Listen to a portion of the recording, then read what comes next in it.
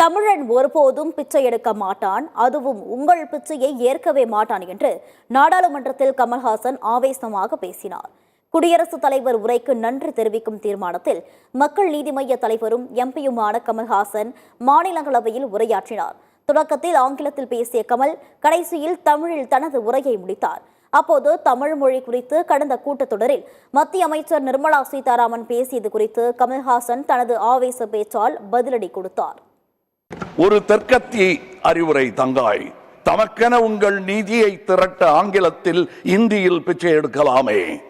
தமிழ் பிச்சை எடுக்க உதவாது, திருடவும் உதவாது. தமிழன் பிச்சை எடுக்க மாட்டான், அதுவும் உங்கள் பிச்சையை ஏற்கவே மாட்டான். தங்கச்சி, ஓட்டையும் நாட்டையும் இந்த கமலஹாசன் விற்கவே மாட்டான். உங்கள் சாபங்களில் எங்களுக்கு நம்பிக்கை இல்லை. Please conclude. உங்களுக்கு இருக்கக்கூடும் என்ற நம்பிக்கையில் நீங்கள் உணர என் திட்டத்தை சாபமாய் போடுகிறேன். கருணையுடன் நீங்களே ஏற்பீர். உங்கள் இஷ்ட தெய்வங்களை வேண்டிக் கொள்ளுங்கள். பகுத்தறிந்த தமிழ்ச்சித்தன் கூற்று இது.